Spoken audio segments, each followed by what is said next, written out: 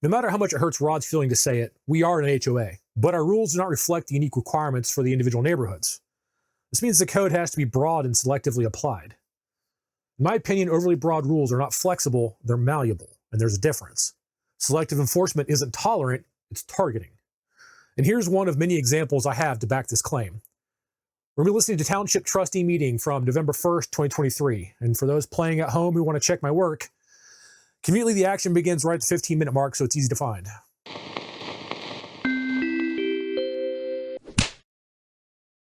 And here we go.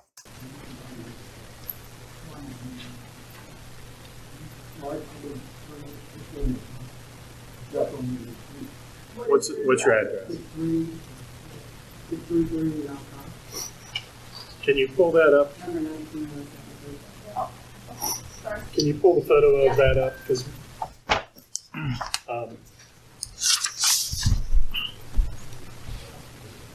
we both had a question about that.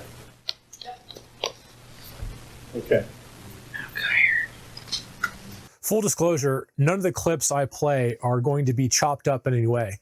I will remove silence and basically some banter back and forth, but nothing I play will be out of order, and it will always have enough context around it to make sure that the original intent of the clip and the thought being presented by the speaker at the time is intact and preserved. Is that for property? Yes. Okay.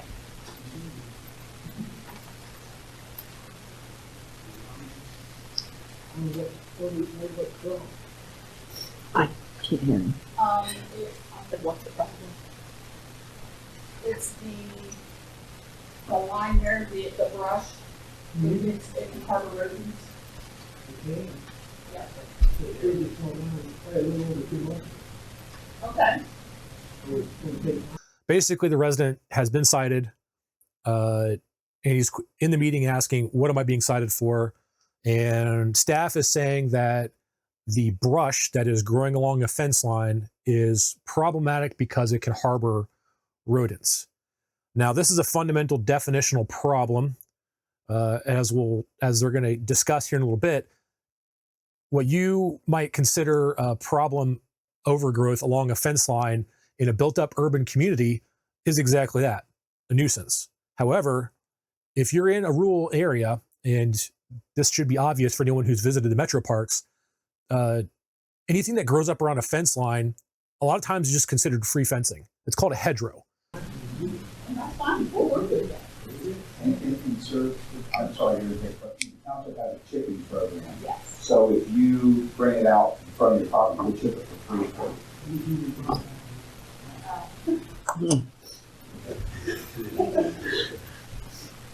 So how long will you need of an extension?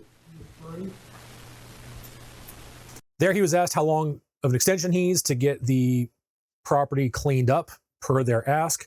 I'm not going to make any assumptions here, but I'm guessing he's an older fella, and his request was spring.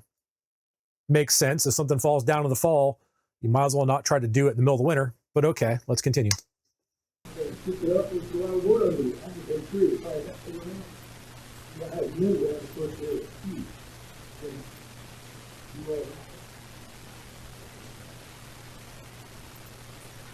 Is this down the hill back behind the barn? Is that where that's at?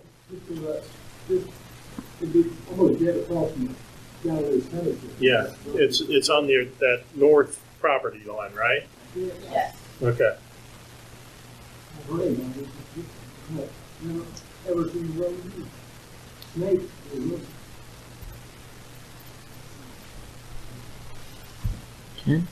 you want to give until the spring? It's up to you all. How long do you want to give them to get rid of the tree?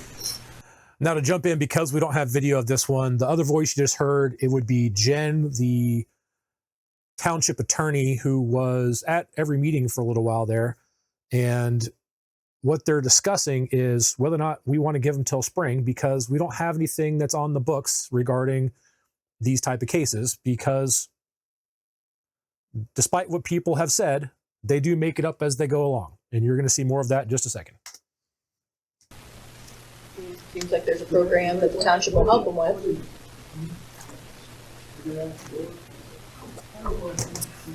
what is, if you say from a property line, it's all the property.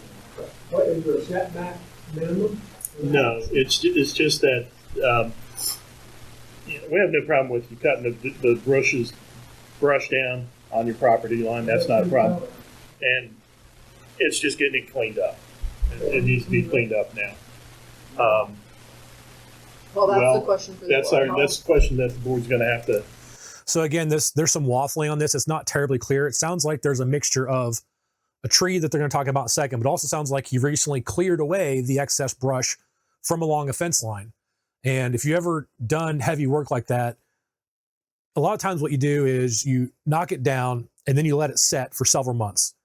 That way it dries out and it's a little easier to work with. When it's all leafy and green, it's very flexible and it's harder to work with. make a decision on.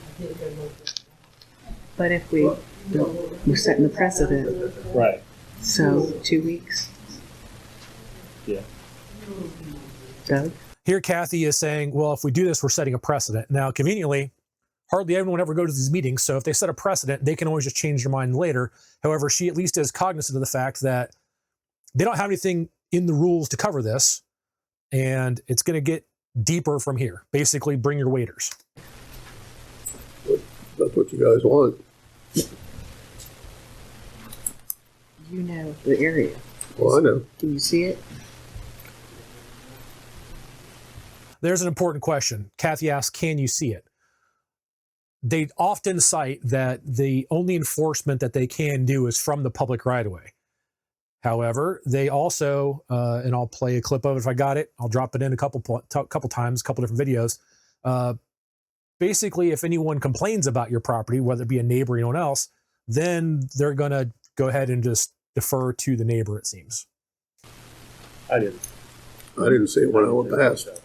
Ooh, that's important. I didn't see it when I went past. All these nuisances are supposed to be inspected by the trustees.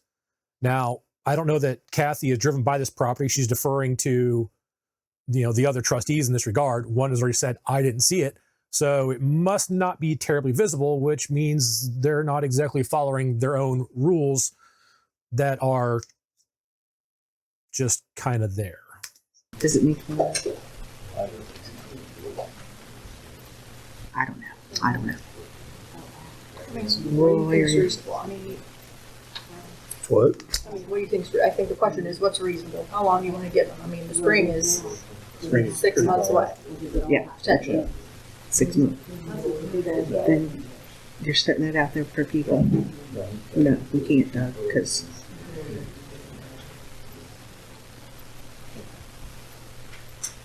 Let's table that till the next meeting. Give him 2 weeks. Well, we don't have to table it. He's got 2 weeks to right, get it done. right. So, Just say 2 weeks. yeah. No, we don't want to table it, but he'll have 2 weeks to get it taken care of. Well, What was the question? How far back from the, It- how far back from the property line does it have to go? it doesn't have to be, It's not an issue with how far Yeah. back it is. So the statute that's being discussed tonight is the nuisance statute. So whenever there's overgrown or unsightly junk, trash, debris, vegetation, then the trustees have the authority to determine that a nuisance and order its removal. So you've asked tonight for there to be sort of an extension of time. I think the trustees are willing to give you a couple weeks. I hear that that's not, your ideal situation, but they're not willing, what I'm hearing is they're not willing to give you till the spring. From the 8th. I'm pretty sure, if I had to guess, that's not exactly what the resident has brought up. The resident more or less has said, what's your problem? I mean, they've also indicated there's a program through the township they help you what's with. that zone? I hear you. Oh, no. How many acres do you have there? What's that zone?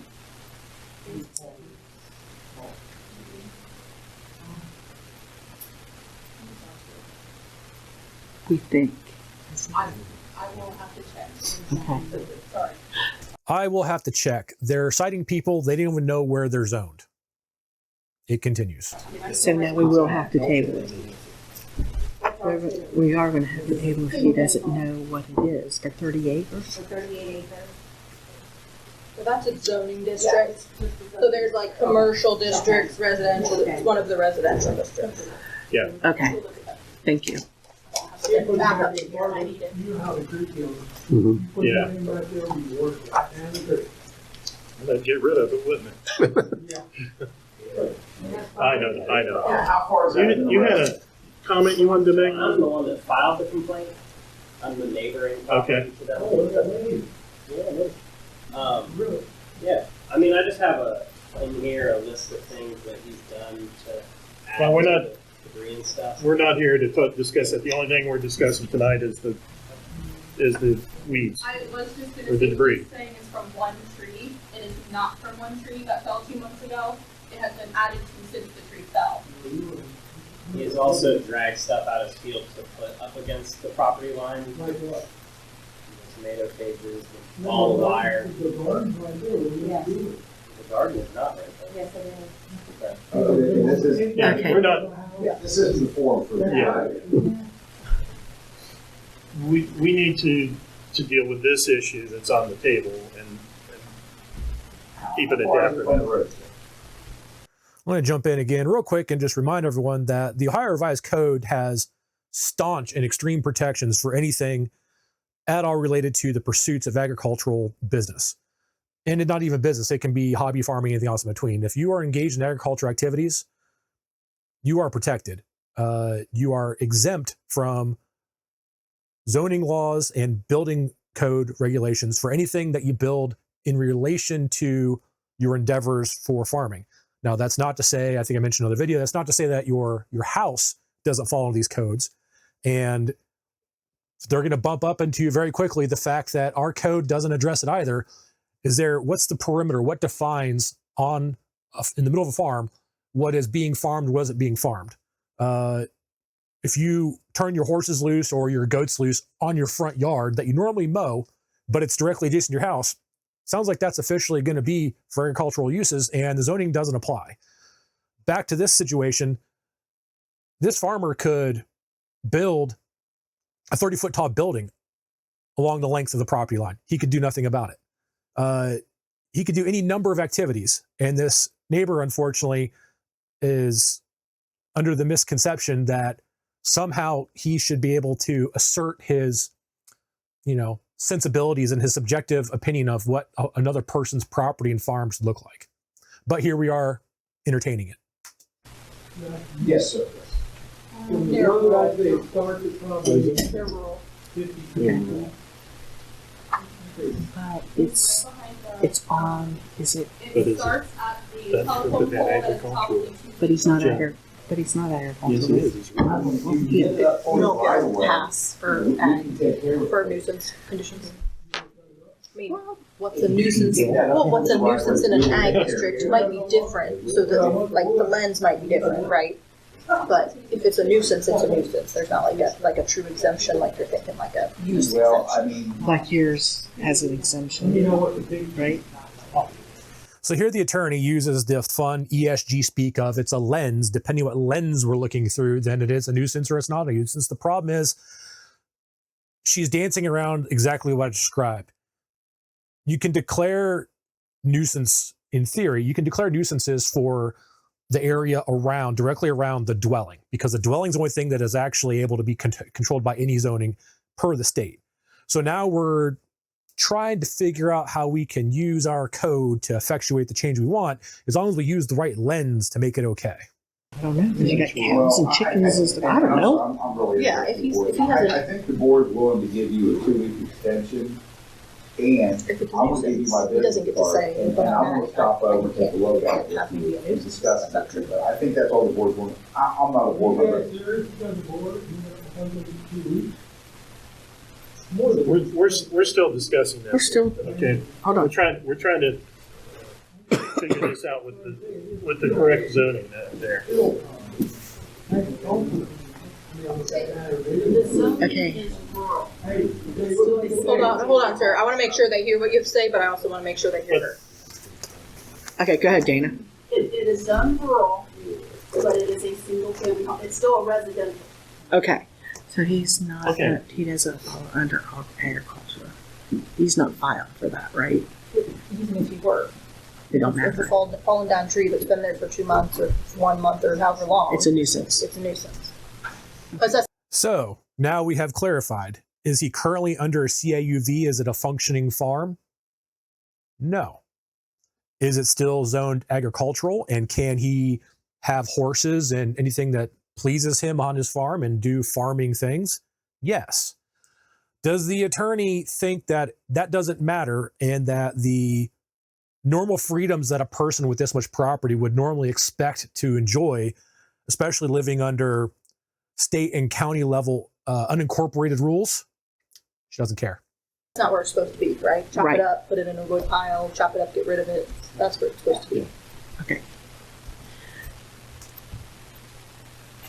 I know you're thinking about this. What are your... Well, I'm thinking about because of that rural zone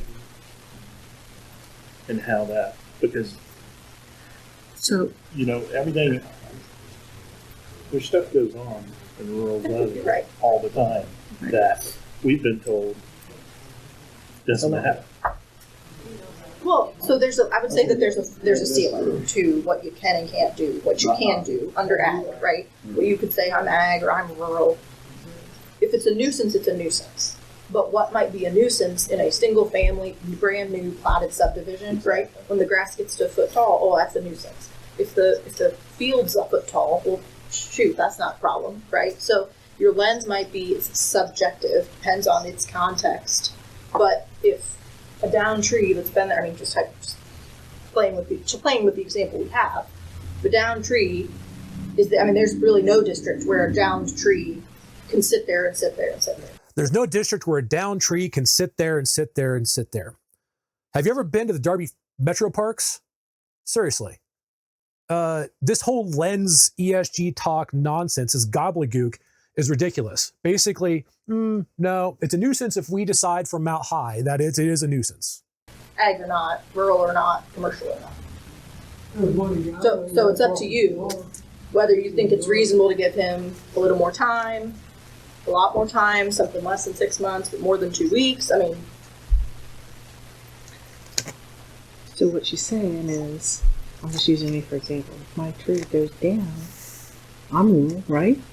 And if my tree goes down, I'm not.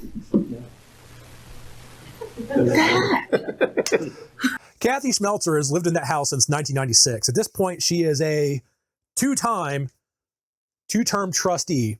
She doesn't know that she's zoned SER. She doesn't know the rules that apply to her that she is passing and deciding on and writing nuisances for and potentially abating people and putting charges on their liens against their houses. She doesn't know any of this stuff. And Rod had to educate her. Like, what? You're not rural. But you are? Die.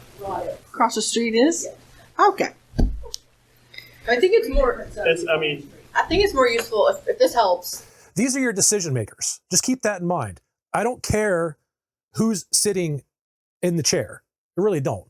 If the code was locked tight and was very precise, the administration and the enforcement of the code would not be this ridiculous. It wouldn't even matter if she knew that she was an SER or not, because the zoning officials wouldn't be going out and going on these witch hunts. Think about it in its context. Is this condition unsightly, out of context in this area of the township? Unsightly, huh? That's a term that gets used a lot by, that's right, HOAs. Probably you'd say, you'd say, it's unsightly, out of context for anywhere in the township, because of this is what it is. If Anywhere in the township, including the Darby Metro Parks, right? it's grass that's an inch higher than you think it should be, maybe we have a different filter, a different lens. That grass that's an inch higher than you think it should be. We're justifying kingmakers here. Like, this is, the lordship says the grass is too high. But a downed tree is probably a nuisance wherever it is, if it's not been moved in some time. Right.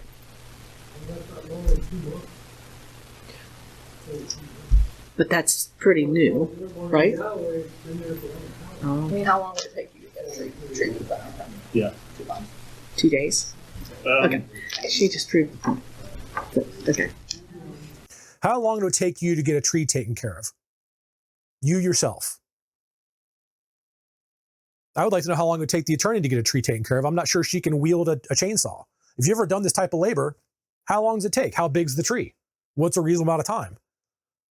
I cut down a 60-foot pine tree during the course of my remodel.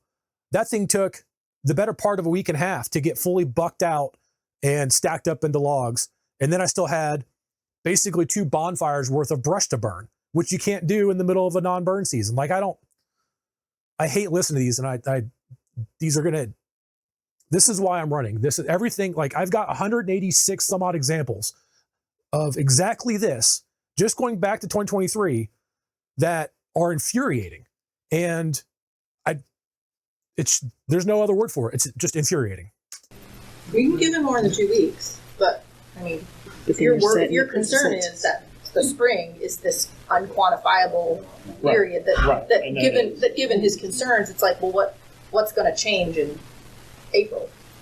I mean, that gives him more time. I mean, if that gives him more time, he could be persuaded by that. I'd certainly put a firm deadline on it. I mean, are you doing all the work? It would be you. So you're saying more time gives you the time to do. Well, I mean, this project.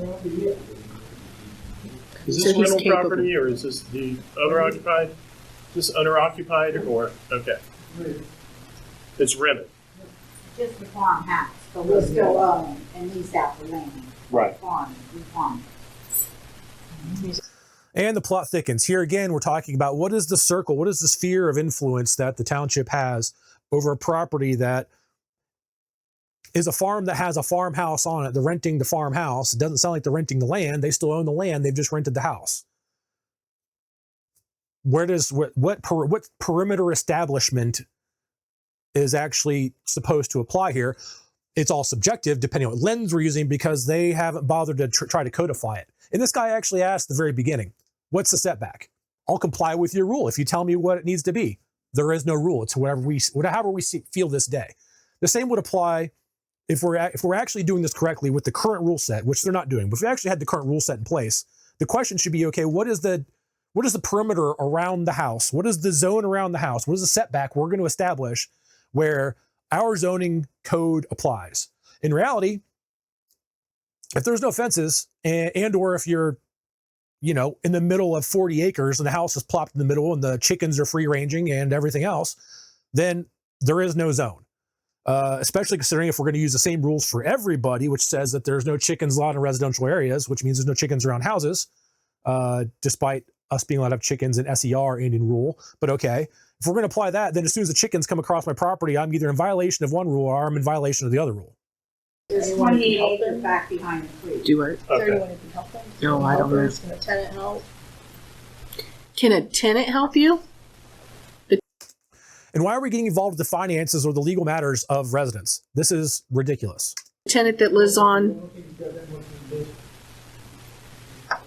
No, he just has control of the house. And just a small part of where the house is. Well, spring is too ambiguous. That's the problem. It's too ambiguous. It's Too far. It's just too far out. I think a month or 2 would be very generous, me personally, if you want my sense of that. Oh, thank you. Oh, thank you for being so generous. I mean, 2, I think, is extremely generous. And again, I recognize we're going to get into weather situations. Yeah. Yeah. Yeah, we're willing to, I think, as a board, to go 30 days out. But yeah, we're willing to do it. You're welcome. You should be thankful. I think without the attorneys yapping in his ear, he would have been inclined to say spring. Okay, well, that sounds reasonable. We'll revisit this in spring. Let's make sure you get it done. 30 days to get it done. Well, I wouldn't count on it. I don't think so. December 1st? Yeah. Move back, whatever. Clean up. Just clean up. Clean up. It doesn't have, if you're going to put it in a brush pile and burn it later on, just get it, yeah. No, because it's a tree, correct? The big stuff's got to go. No, Okay, well, it needs to be where it's gonna go, if that's a log pile, or, I mean, processed up, wherever you're gonna put it, can't be in a pile here on, My property line. like that, I mean, you're gonna cut it up, right? Yeah, but I'm just gonna lay there, I got another log that I've fallen down in my garden. That I've had in several parts of the property, and I drag over there and leave them in the garden. They're laying there too. That's a big log. So the concept, the problem here is that this condition is making it a nuisance, where it's just logs and sticks and debris all piled up. Depends on who it's a nuisance to. Well, that's what the board's here to determine, and they're willing to give you 30 days, but I think what you're hearing is, this isn't the place to store, I mean, if you're gonna process the things, right? Logs turn into something else, but when you just let them fall where they fall and they just sit there, that's different. This is a classic, if a tree falls in the woods, does the zoning department know it's there? Basically, he's saying, the tree fell where it fell, I'm gonna go ahead and chop it up and make it logs right where it is too. So the neighbor that is already apparently disgruntled about the whole situation, they're just telling him to chop it up and process it in the wood. Okay, I'll comply with you. He can stack that wood right along the fence line. They gave me 30 days, sir. I'll give your wife my business card. Call me tomorrow. I will stop over and talk to you and see if we can talk about how you can get it taken care of. Well, I'm not going to do that. You give me a call. We'll set up a time I can meet you there and we'll talk about it, okay? So from what you're saying, you don't know nothing about the logs, you're just seeing that debris right there. That's all I can see. I can't see the logs underneath those, but yeah. And they can stay there. But no, they can't. I mean, you still have to do something ultimately with them, as Jen said. Ultimately, you've still got to get those logs processed and taken care of. They're part of. Oh, them in the garden, you inland it? Are you saying, can you move this pile somewhere else? No. No, the answer is no. Tree planted around. I mean, they need to be processed and put. You have a log pile where you put your chopped up your firewood. Mhm. That's where it needs to I go. got about 4 days in the shop. And you put it up. I mean, if it's put up in an orderly, I mean, I'm not going to speak for anyone who has the jurisdiction here, but But you I would are. assume if it's in an orderly pile, probably lots of folks have piles like that. I'm Dave, not Dave? Yes, sir. I mean, you can come out, take it off and leave you my log. No, No. I will come and talk to you about how we can solve this problem, okay? The board has said and I don't know if they voted, but they said that they're willing to give you a 30-day extension. Okay, maybe But I'll be back. I can't take you. Yeah. Stick to your guns. 2 more? No. We're at 30 days. 3 more, I will. Do you usually still declare it a nuisance, but give them the time, or do you wait to declare it a nuisance? We go ahead Still and declare a it. nuisance. Uh-huh. Okay. Yeah. Okay. Thank you, John.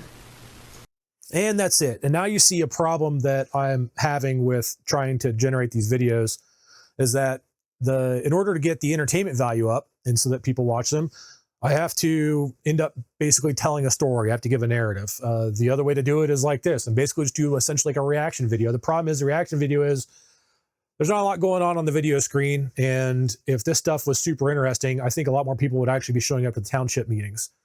A lot of them, though, you just have to hear it for yourself. And a reaction video like this is probably the only way to do it. And this is the real nitty gritty of how the township is actually running. No matter what anyone says from the throne that is the trustees perched there, or any of the zoning people or anywhere else, they are going to be imposing their will upon you.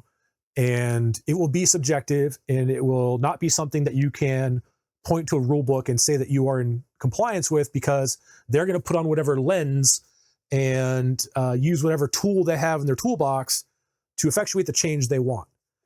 And I'm sorry, that's just how the township's run. If you somehow are able to go to bed at night pleased with yourself that you're doing good for the community, but you're allowing stuff like this to happen, like I said, this is not the most egregious example, then I just don't know how that works. I don't know how you do that. So I guess with that, that's all I have for this one. I'll see you in the next one.